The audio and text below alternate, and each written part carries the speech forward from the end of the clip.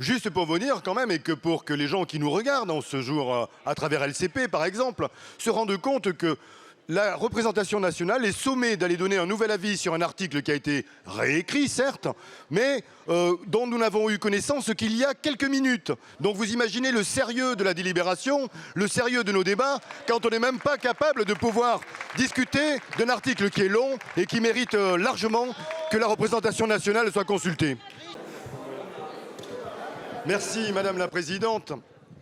Eh bien nous ne sommes pas du tout satisfaits ni du fond, ni de la forme de cette nouvelle rédaction.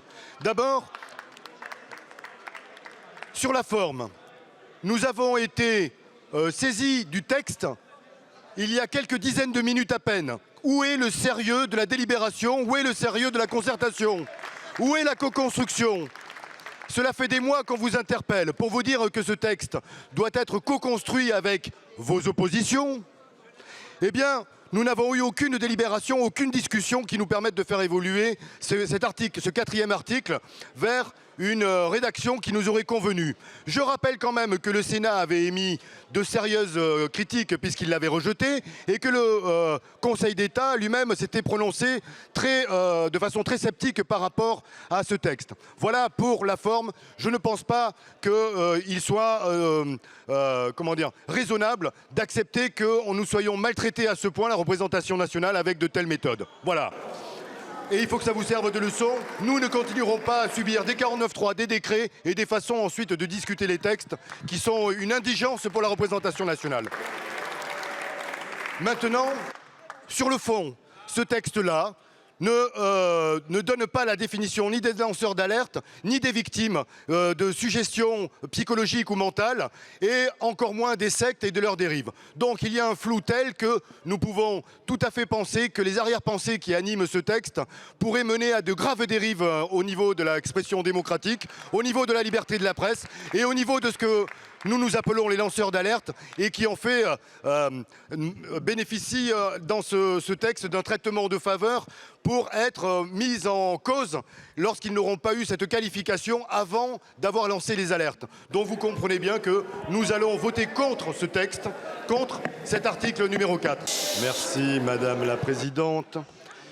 Bien, nous avons assisté ici à un amateurisme qui est quand même confondant, stupéfiant pour tous les qui nous regardent, qui nous écoutent et qui se disent quand même l'Assemblée nationale qui doit être la fabrique des lois, eh bien manque cruellement de savoir-faire, de compétences par rapport à la façon dont la plupart de nos compatriotes exercent eux-mêmes avec soin, avec attention et professionnalisme leur propre métier.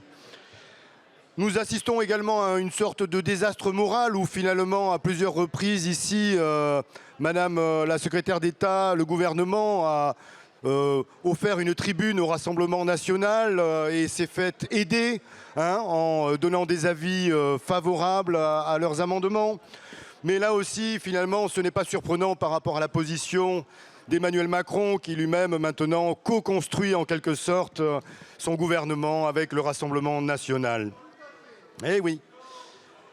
Nous avions ici à étudier un texte dont le principal objet était de protéger les victimes. Eh bien, nous sommes au regret de vous dire qu'il n'y a rien, ou presque, qui va dans ce sens. La Miviludes existait avant ce texte, elle existera après. Et donc, vous n'avez pas conforté davantage les moyens de la Miviludes pour protéger les victimes des dérives sectaires. Vous avez même mis en péril les dispositifs de prévention en ne consacrant pas les associations reconnues d'utilité publique pour leur préférer des associations que vous allez agréer. Et enfin, il n'y a pas davantage de moyens pour la prévention et pour l'information auprès des publics que sont les professionnels, les collectivités territoriales et locales, auprès de l'enseignement public.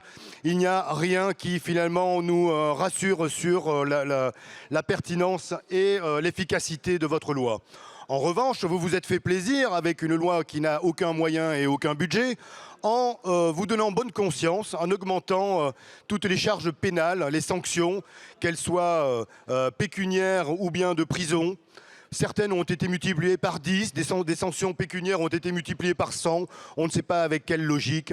Donc tout ceci est encore une fois de la poudre aux yeux et c'est bien le peu de pouvoir qui est encore accordé à ce Parlement, qui est celui de sanctionner, de pénaliser toujours plus, puisque là finalement on nous laisse la bride sur le cou, là où finalement tous nos articles et nos amendements sont article 40, quand ils nécessitent d'avoir des moyens et des budgets supplémentaires que vous n'allez pas chercher là où ils se trouvent, c'est-à-dire dans les poches du CAC 40 entre autres, puisque nous avons des inflations pour le coup énormes de profits des entreprises, mais vous n'allez pas chercher l'argent où il se trouve et donc vous n'en avez plus et vous en aurez de moins en moins étant donné la rigueur budgétaire à laquelle vous soumet la Commission européenne.